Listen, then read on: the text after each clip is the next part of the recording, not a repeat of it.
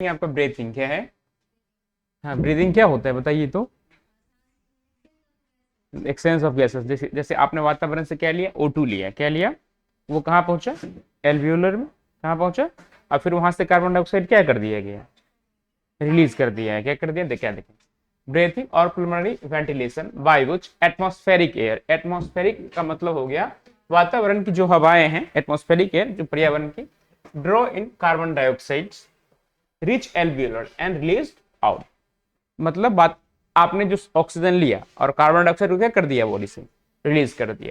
देखिए क्या है, डिफ्यूजन का मतलब होता है विसरण। क्या होता है, विसरण। कोई भी जो गैस होता है ना, वो पानी में आसानी से क्या हो जाता है, डिसॉल्व हो जाता है, घुल जाता है। देखिए जैसे कि O2 है, क्या है, O2 है, तो H2 और प्लस O2 फॉर्म होता है आपका, H2O फॉर्म होता है। तो पानी में हाइड्रोजन की संख्या क्या है, ज्यादा है, और ऑक्सीजन की संख्या क्या है, कम है। इसी कारण देखिएगा जो एक्वेटिक एनिमल्स होते हैं, एक्वेटिक एनिमल्स का मतलब होता है जो जलीय जीव होते हैं, जो पानी के अंदर निवास करते हैं, जल के अंदर पाए जाते हैं, उस जलीय जीव हिंदी में कहते हैं, इंग्लिश में एक्वेटिक एनिमल के नाम से जाना जाता है। उस सबका जो श्वसन दर होता है हम आपसे काफी तेज होता है, हम आपसे क्या होता है, काफी तेज होता है। क्यों होता है, क्योंकि देखिए पानी में ऐसे ऑक्सीजन का लेवल क्या है, कम है। इस कारण से जैसे ही आप किसी जलीय जीव को बाहर निकालते हैं, तुरंत क्या हो जाता है, मर जाता है। और उसका देखिए वो बार बार एक इसके ना बार बार 10 बार मुंह खोलता रहता है, मुंह खोलेगा बंद करेगा, खोलेगा बंद करेगा, खोलेगा बंद करेगा। क्यों, क्योंकि पानी में ऑक्सीजन का लेवल क्या है, कम है। इसी कारण से हम आपकी तुलना में जलीय जीव का जो श्वसन दर होता है, रेस्पिरेटरी रेट होता है, फास्ट होता है। क्या होता है, फास्ट होता है। देखिए तो कह रहा है डिफ्यूजन ऑफ ऑक्सीजन गैसेस, तो गैस का मतलब क्या हो गया, हवा, एयर। तो कह रहा है diffusion of gas oxygen and carbon dioxide, तो ऑक्सीजन हो गया O2 और कार्बन डाइऑक्साइड हो गया CO2 अक्रॉस एल्वियोलर मेम्ब्रेन। किसके द्वारा होता है, एल्वियोलर मेम्ब्रेन। मान लीजिए एक एल्वियोल है, तो ये इसका मेम्ब्रेन हो गया ना, हाँ, तो इससे O2 अंदर जाएगा, CO2 क्या आएगा, बाहर आएगा। ठीक है। और transport of gas by blood, मतलब गैस का जो ट्रांसपोर्ट होता है हमारे आपके शरीर में, किसके द्वारा होता है, ब्लड यानी रक्त के द्वारा। या लोकल भाषा में क्या कहते हैं, खून। क्या कहते हैं, क्या कहते हैं, खून कहा जाता है, नहीं कहा जाता है, समझ गए। हाँ, आरबीसी रेड ब्लड सेल के द्वारा, और उसमें हीमोग्लोबिन के द्वारा, किसके द्वारा, हीमोग्लोबिन के द्वारा। हाँ, ट्रांसपोर्ट ऑफ गैस बाय, पूछेगी बताइए, हम आपके शरीर में जो गैसों का जब परिवहन होता है किसके द्वारा होता है, ब्लड के द्वारा। ट्रांसपोर्ट का मतलब हो गया परिवहन। क्या होता है, किसी भी पदार्थ का एक जगह से दूसरे जगह ले जाने की प्रक्रिया या ले आने की प्रक्रिया क्या कहलाता है, परिवहन कहलाता है ना। मान लीजिए कोई बाहर से आप सामान मांगते, क्या कहते हैं, ट्रांसपोर्ट में लगा दिए, नहीं कहते हैं ट्रांसपोर्ट में लगा दे, ट्रांसपोर्ट से हम आपके द्वारा सामान क्या कर देंगे, आपके यहाँ भेज देंगे। उसी प्रकार आपके शरीर में भी ऑक्सीजन और कार्बन डाइऑक्साइड क्या होता है, ट्रांसपोर्ट होता है। क्या होता है, तो उसका जैसे हम, आप मान लीजिए आप यहाँ से दरभंगा जाएंगे, आप तो किसी बस की सहायता से जाएंगे ना, तो ट्रांसपोर्ट का माध्यम हो गया। उसी प्रकार हमारे आपके शरीर में जो होता है ब्लड, जो आप सॉरी हवा या गैस या ऑक्सीजन या कार्बन डाइऑक्साइड जो क्या करेगा, हाँ जाएगा, किसके द्वारा जाएगा, ब्लड के द्वारा। किसके द्वारा जाएगा, फिर देखिए such a arrangement is essential for breathing as we can not directly alternate by the pulmonary volume. एक होता है एक्सलेशन, एक होता है इनहेलेशन। इनहेलेशन क्या होता है, सांस लेने की प्रक्रिया क्या कहलाता है, इनहेलेशन कहलाता है। देखिए जैसे आपने सांस लिया तो ये प्रक्रिया क्या कहलाया है, हाँ इनहेलेशन कहलाया। हाँ, डायफ्राम खिंचाएगा, ठीक है। जैसे आपने क्या किया, सांस छोड़ा तो डायफ्राम क्या पड़ता है, लूज पड़ता है, तो ये क्या कहलाएगा, एक्सलेशन के नाम से जाना जाएगा। लिख लीजिए अभी।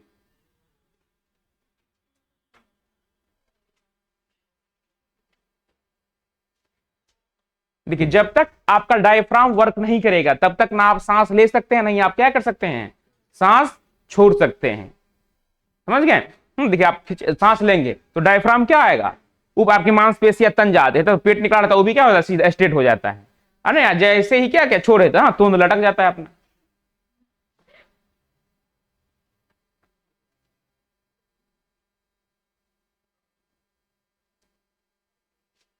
देखिए ये वाला संरचना तो दिख रहा है ना बाबू, ये डायफ्राम है, क्या है, ये जो हड्डी दिख रहा है जाल के जैसे संरचना, जेल के जैसे, ये क्या है, रिब्स है, क्या है। जो अंदर लाल वाला संरचना दिख रहा है आपको, ये क्या है, लंग्स है। क्या है? लंग्स को हिंदी में फेफड़ा कहते हैं। क्या कहते हैं?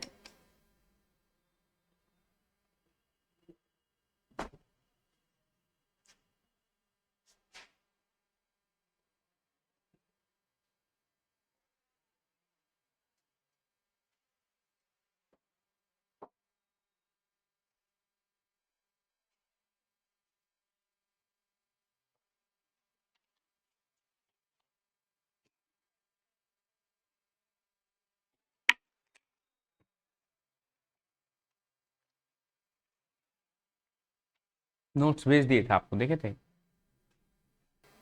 बढ़ता है और जब आप सांस छोड़ देते हैं लंग्स क्या होता है? नीचे आ जाता है। फिर देखिए क्या करें, ब्रीथिंग। क्या है? Breathing involve stage inspiration. कौन सा है? During with atmospheric air is draw and expression by which the alveolar air is released out. ठीक है? The moment of air into out of the lungs is carry by creating pressure guardian. जब तक pressure guardian create नहीं किया जाएगा तब तक आपके बॉडी से क्या होगा? एयर रिलीज नहीं होगा। Between the lungs and atmosphere, किसके बीच में? वातावरण और हमारे आपके फेफड़े के बीच में। कौन सा गार्डियन? प्रेशर गार्डियन क्या किया जाता है? क्रिएट होता है, तब जाके आपका वातावरण क्या होता है, तब जाके आप क्या कर सकते हैं? हाँ, सांस क्या कर सकते हैं? रिलीज कर सकते हैं। दोनों इक्वल है जब तक, तब तक क्या होगा? हाँ, देखिए क्या कह रहा है? द मोमेंट, मोमेंट का मतलब होता है पल या समय। The moment of air into and out of the lungs is carry out by creating pressure gradient between the lungs and atmospheric air. अब मान लीजिए दो बोतल है। क्या है? अब दोनों एक पाइप से क्या है? कनेक्ट है। अब दोनों में पानी की मात्रा इक्वल है, जाएगा दोनों में? नहीं ना। तो एक में से थोड़ा कमा, क्या हो गया? थोड़ा कमेगा तो इसमें से प्रवाह क्या होगा? उसमें जाना क्या हो जाएगा? शुरुआत। देखिए आंधी तूफान क्यों आते हैं बताइए तो?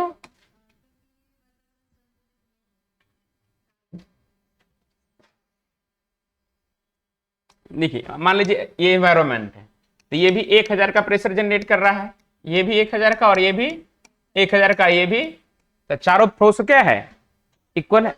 इक्वल है। तो जब तक ये ताकत अपना लगाया, जब तक ये लगाया, जब तक ये लगाया, चारों क्या है? इक्वल है। कहीं भी थोड़ा सा भी एक इतना भी पॉइंट इसमें से कमा तो जगह क्या हो गया? खाली हो गया। तो उस जगह को भरने के लिए क्या आ जाता है? हाँ, बहुत सारी हवाएं आ जाती हैं, तब जाकर आंधी तूफान क्या हो जाता है? शुरू हो जाता है। उसी प्रकार देखिए कि उसी प्रकार देखिए हमारे आपके ऊपर फोर्स लगा हुआ है ना, थोड़ा सा ही फोर्स कमा अगर अर्थ का, तो हम आप हवा में उड़ना शुरू कर देंगे। हाँ, जैसे पक्षी सब नहीं उड़ता है कि नहीं? हवा होता है, कोई इधर भागता है कोई उधर, वैसे हवा में हम आप उड़ना क्या कर देंगे? शुरू कर देंगे।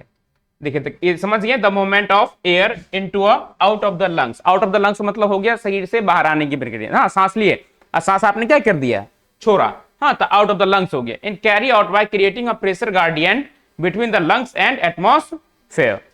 लिख लीजिए भी point. Less than the atmospheric pressure, जब एटमॉस्फेरिक प्रेशर से आपके लंग्स का पल्मोनरी प्रेशर डिक्रीज करेगा तब वातावरण से आप क्या कर देंगे? ऑक्सीजन लेंगे। अब देखिए expression takes place when the intrapulmonary pressure is higher. क्या हो गया? अब हायर हुआ। Then the atmospheric pressure is release. तो आप कार्बन डाइऑक्साइड क्या कर देंगे?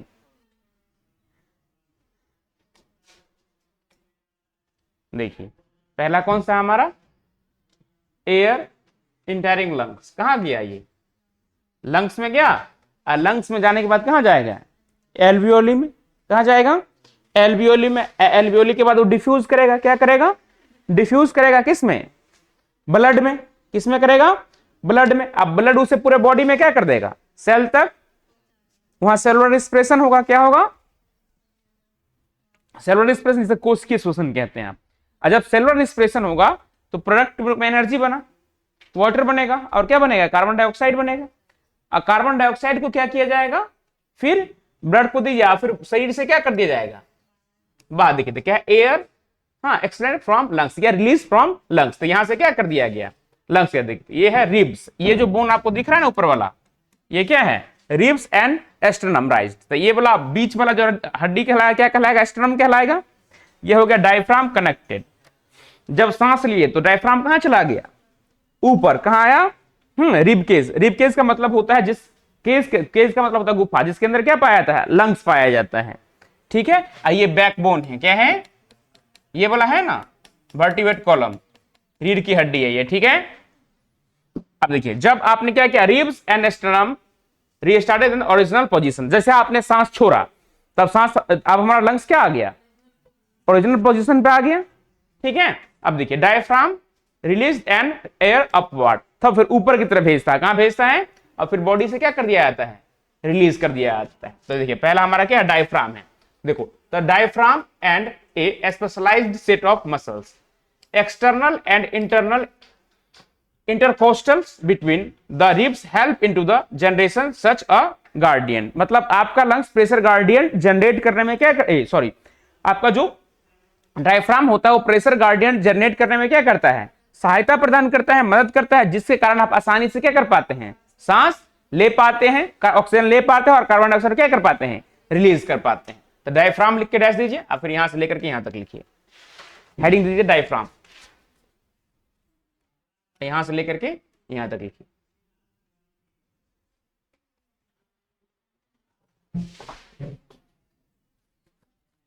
ये वाला हेडिंग दीजिए डायफ्राम। बुक निकाल के रखिए ना और अच्छे से समझ में आएगा। लो जाने दो लास्ट है मैकेनिज्म ऑफ ब्रीथिंग। हाँ, इंस्पिरेशन अभी पढ़ा है ना, एक्सप्रेशन पढ़ा है। देखो क्या, breathing involve two stage inspiration during which atmospheric draw in the expression by which the air is released out. Clear?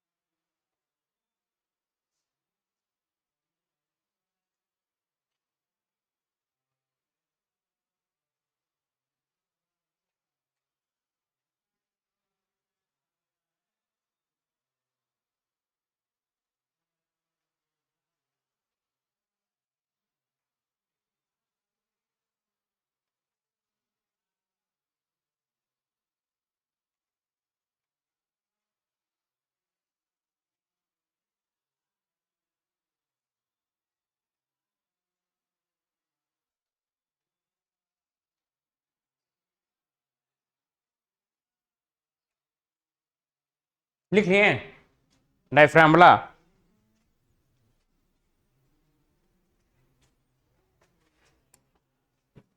अब देखो, इंस्पिरेशन का मतलब क्या हुआ?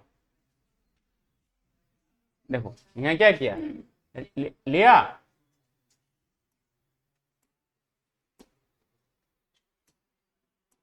देखिए यहां से क्या किया, ये सांस लिया तो क्या कहलाएगा? और जब यहां से कार्बन डाइऑक्साइड क्या कर दिया तो क्या कहलाया? अब देखो क्या, inspiration, inspiration is initiated by the, ये तो पढ़िए लिए हैं नहीं?